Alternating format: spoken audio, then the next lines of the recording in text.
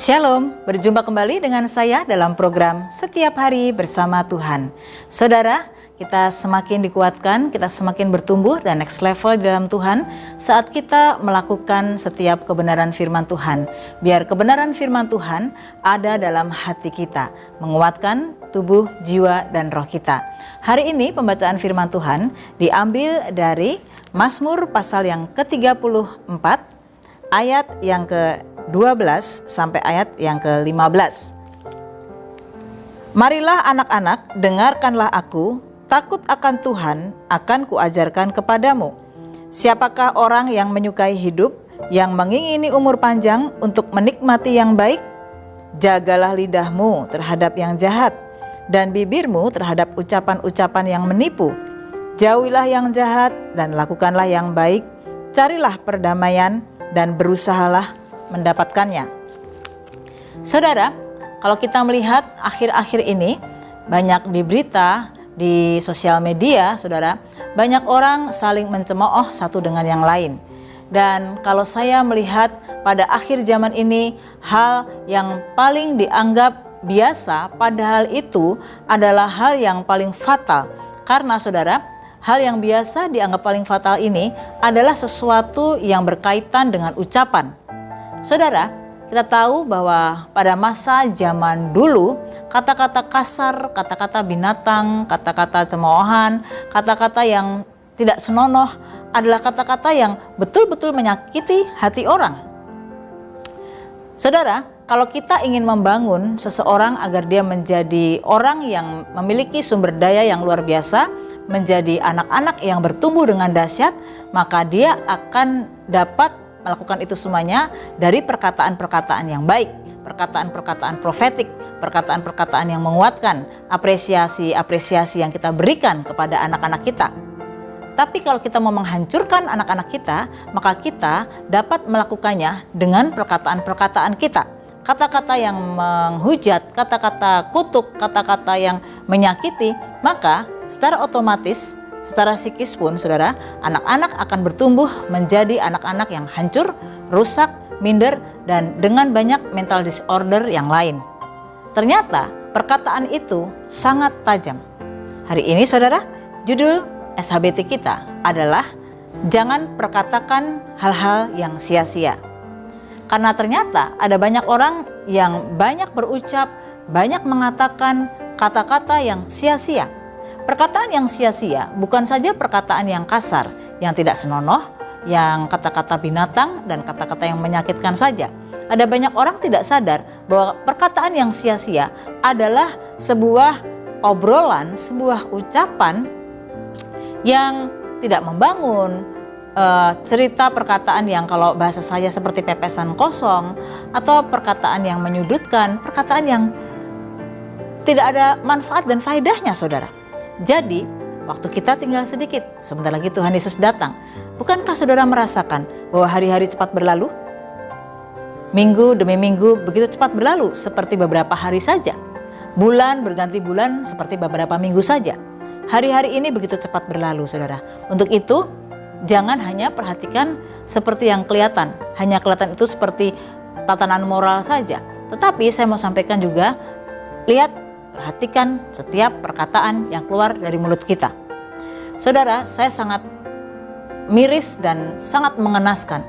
Saya memperhatikan anak-anak muda zaman sekarang. Saya tidak tahu apakah karena pengaruh dari pergaulan, pengaruh juga dari yang mereka lihat, saudara, di banyak hal-hal di sosial media dan lain sebagainya, sehingga kata-kata kasar, kata-kata celaan, kata-kata maaf saudara, kata-kata binatang itu dianggap candaan. Kalau bahasa anak muda sekarang swearing, ya. Jadi kata-kata yang ya hanya lelucon dan tidak dianggap serius, itu hanya lelucon, hanya candaan, hanya swearing. Itu nggak dari dasar hati kami kok. Tapi saudara, itu merupakan perkataan yang sia-sia dan menghancurkan seseorang. Sebab tidak semua orang yang kita ucapan kata-kata kasar, kata-kata binatang atau mungkin swearing itu, candaan itu, semua orang hatinya siap, bukan? Kita tidak pernah tahu. Ternyata teman kita yang biasanya bisa diajak bercanda dengan kata-kata seperti itu, ternyata dia sedang punya masalah yang besar sehingga sangat sensitif sekali. Untuk itu saudara, mari jangan perkatakan kata-kata yang sia-sia. Hari ini kita mau belajar bersama-sama bagaimana agar kita tidak mengucapkan kata-kata yang sia-sia, kata-kata yang tidak senonoh. Sangat miris sekali, ada banyak sekarang orang-orang yang kita lihat baik di televisi, di sosial media, di mana-mana tempat, kelihatannya berpendidikan, kelihatannya mereka memang juga orang-orang yang sepatutnya menjadi teladan contoh dalam moral dan agama, kadang-kadang mengucapkan kata-kata yang tidak baik. Mari saudara, kita adalah anak-anak Tuhan, kita adalah orang-orang yang memiliki adat yang baik karena kita adalah bangsa Indonesia. Berkatalah santun, perkatakan kata-kata yang menguatkan. Dalam Yakobus pasal yang pertama ayat yang ke-26. Yakobus pasal yang pertama ayat yang ke-26. Jikalau ada seorang menganggap dirinya beribadah tetapi tidak mengekang lidahnya, ia menipu dirinya sendiri, maka sia-sialah ibadahnya. Jadi ternyata saudara, ada banyak orang yang menganggap dirinya sudah oke, dia sudah beribadah, mereka mengenal Tuhan, bahkan mereka kelihatannya orang-orang yang berpendidikan, anak-anak Tuhan yang di gereja, tetapi tidak mengekang lidahnya. Tidak mengekang lidah, sekali lagi, seperti contohnya, mengucapkan kata-kata tidak senonoh, kata-kata kasar, kata-kata binatang, kata-kata umpatan, kata-kata kutuk. Tapi bukan hanya itu, mungkin obrolan-obrolan yang tidak bermanfaat, candaan-candaan yang menyudutkan, atau apalagi saudara.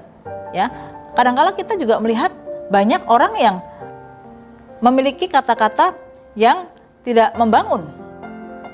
Kalau kita berpikir bahwa kita ini adalah orang yang beribadah, kita adalah orang yang, apalagi orang yang mengenal Tuhan Yesus, mengenal kebenaran firman Tuhan, tapi tidak bisa mengekang lidahnya, saudara, suka menipu, termasuk saudara, tidak bisa mengekang lidahnya, karena suka menipu. Merah dikatakan hijau, hijau dikatakan biru. Tidak bohong kok, tetapi hanya menambahkan sedikit, apapun itu saudara, tidak bisa mengekang lidahnya. Nah saudara, sia-sialah ibadahnya. Mari menjadi orang-orang percaya, menjadi orang-orang Kristen yang menjaga perkataan kita. Kita tidak hanya berkata santun saja, tetapi mari kita mau berkata yang menguatkan. Karena saudara, setiap perkataan yang keluar dari mulut kita, setiap kata akan kita pertanggungjawabkan di hadapan Tuhan. Jadi mari ingat baik-baik, sekalipun engkau beribadah, sekalipun mungkin engkau berpikir bahwa engkau adalah orang baik-baik saja, engkau bukan pembunuh, engkau bukan bezinah, tapi tidak bisa mengekang lidah, maka saudara, kalau itu kau lakukan kepada anak-anakmu, engkau sedang menciptakan anak-anakmu menjadi penjahat-penjahat dan monster, karena dia akan bertumbuh dengan keterlukaan, kepahitan. Kalau engkau sedang mengatakan kata-kata yang buruk, engkau membuli teman-temanmu. Bukankah kalau bulian itu adalah selain juga tindakan tapi juga perkataan-perkataan, ejekan. Engkau sedang membuat orang itu hancur. Sangat sulit memang sudah membangun seseorang. Tapi mulai sekarang perkatakan kata-kata yang memuji. Apa sulitnya kita memuji orang? Hari ini kamu cantik ya. Hari ini baju kamu oke, keren. Kalaupun toh kamu gagal dapat nilai sedikit, nilai yang jelek, jangan putus asa. Di lain waktu pasti kamu bisa. Tetap semangat ya. Saudara, sepele, simple, tapi itu menguatkan orang lain. Dengan senyum kita, dengan kata-kata kita, kita bisa menguatkan orang lain. Nah, saudara, bagaimana agar kita bisa memiliki kata-kata yang menguatkan? Yang pertama saudara, mari kita buka yang pertama dalam Amsal pasal yang keempat ayat 23.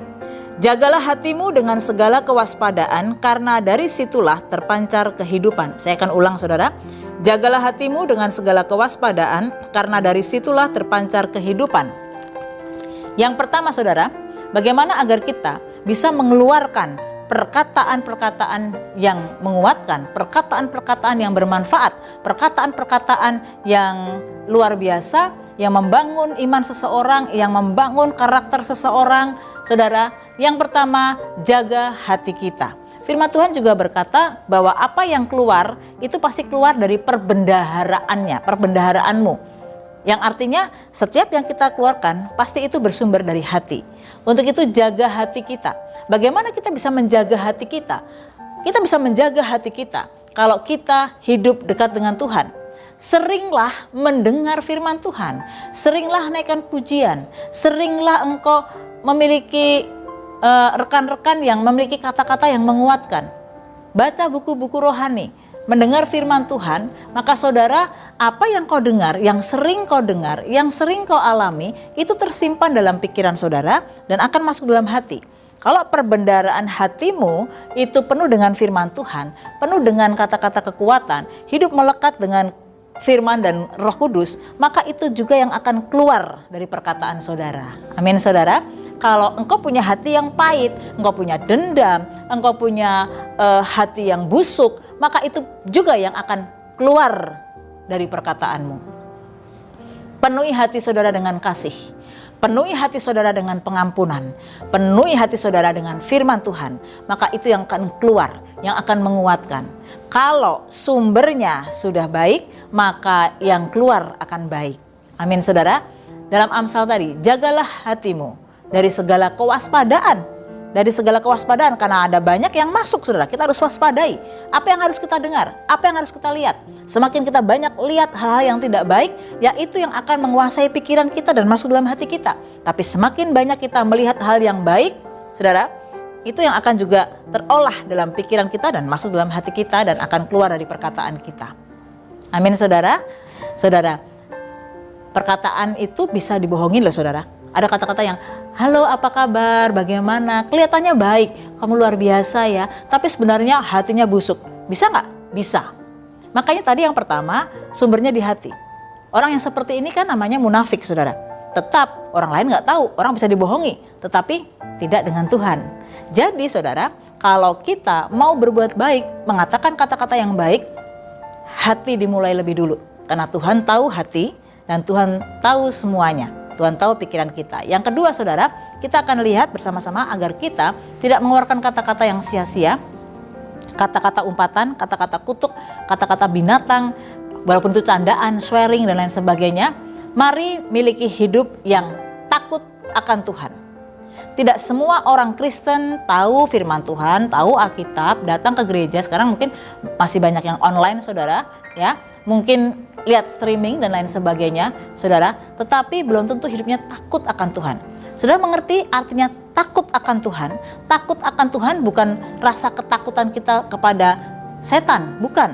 Takut akan Tuhan bukan cuma sekedar kita punya rasa hormat dan segan saja seperti kita kepada pejabat atau orang yang lebih tinggi. Ya tentu itu takut akan Tuhan, tapi lebih dari itu takut akan Tuhan saudara.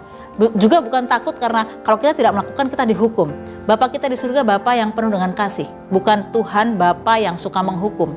Tapi kalau kita takut akan Tuhan, kita tahu bahwa kalau kita takut akan Tuhan, semua yang Tuhan perintahkan itu sebenarnya nanti akan mendatangkan kebaikan bagi kita. Kalau kita taat kepada Tuhan, takut akan Tuhan, maka yang untung adalah saya dan saudara. Amin saudara. Jadi takut akan Tuhan. Saya akan bacakan sekali lagi saudara di dalam Mazmur 34 tadi ayat yang ke-12. Marilah anak-anak, dengarkanlah aku, takut akan Tuhan akan kuajarkan kepadamu. Masih banyak ayat-ayat yang lain tentang takut akan Tuhan. Hiduplah takut akan Tuhan. Takut akan Tuhan saudara adalah mengerti arti apa yang Tuhan mau sampaikan. Membiarkan rencana Tuhan Yesus dalam hidup kita terlaksana. Takut akan Tuhan, tahu firman Tuhan, mentaati, tidak dengan alih-alih agar kita diberkati. Karena kalau kita taat, kita melakukan firman Tuhan, kita nggak usah minta Tuhan tahu kok apa yang terbaik buat saya dan saudara. Tetapi kita melakukannya karena kita sayang kepada Tuhan Yesus. Kita melakukannya bukan takut kalau kita nggak ngelakuin nanti kita masuk neraka. Tuhan itu jahat, Bapak itu galak. Kalau kita nggak melakukan, kita nanti dihukum masuk neraka. Bukan seperti itu saudara. Tapi kalau kita melakukannya, kita takut akan Tuhan. Sebab kita mengerti betul bahwa semua rancangan Tuhan itu indah bagi kita. Dan rencananya firman-Nya itu terlaksana dalam hidup kita. Dan sebenarnya semuanya, ya kalau bahasa saya pinjam, untungnya ada di kita. Kita yang akan diberkati, kita akan mengenal Tuhan. Sebenarnya menjadi orang Kristen itu simple, asik saudara. Tetapi menjadi sulit karena kebanyakan orang menganggap bahwa kekristenan, firman Tuhan, ajaran Yesus Kristus, apapun yang diajarkan di firman Tuhan, termasuk firman di SHBT, itu seperti tatanan moral, nggak boleh ini, nggak boleh itu, kita harus begini, maka saudara akan stres sendiri, akan capek. Sebenarnya bukan seperti itu saudara. Kalau kita mengikuti Tuhan Yesus dengan hati kita, maka sebenarnya akan asik saudara. Saudara akan terhindar dari depresi dan stres. Ada banyak orang Kristen yang tahu Tuhan Yesus, tahu kekristenan, bahkan bisa melayani, mungkin juga hamba-hamba Tuhan, tetapi saudara tidak asik menjalani kekristenannya. Kenapa saudara tetap stres, tetap khawatir, tetap ketakutan, merasa aduh seperti ini? Kenapa saudara? Ya karena tidak mengerti rencana Tuhan dalam hidupnya dan tidak membiarkan Roh Kudus yang berjalan di depannya. Ya, kalau kita berjalan dengan Roh Kudus, berjalan dengan Tuhan Yesus, biarkan Tuhan Yesus Roh Kudus yang berjalan di depan kita menuntun kita, bukan Roh Kudus yang kita tuntun saudara. Amin saudara.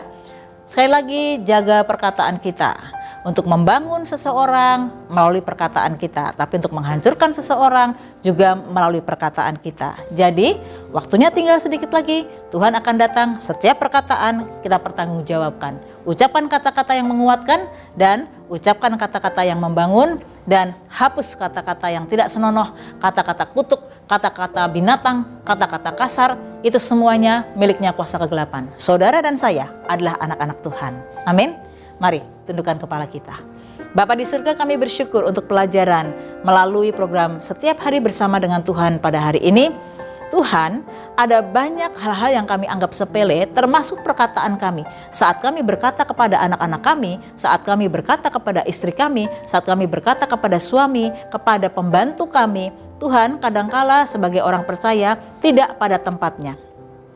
Kami berdoa untuk anak-anak muda zaman sekarang yang menganggap Tuhan, perkataan kasar, perkataan binatang, perkataan tidak senonoh hanya sebuah candaan, sebuah swearing yang sebenarnya tidak layak di hadapan Tuhan.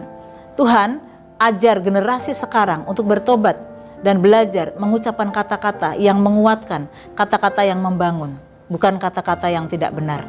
Terima kasih Bapa, ajar kami Tuhan Yesus menjaga hati kami, karena hati adalah sumber dari segalanya. Hati kami akan terjaga saat kami hidup berdampingan dengan Tuhan, dengan Roh Kudus, membiarkan Roh Kudus menuntun kami hidup bersama dengan Tuhan, hidup dalam kebenaran firman Tuhan. Semakin banyak hal yang baik kami dengar dan kami lihat, itu yang akan menjadi perbendaharaan dalam hati kami, yang akan keluar dari perkataan kami. Dan ajar kami takut akan Tuhan.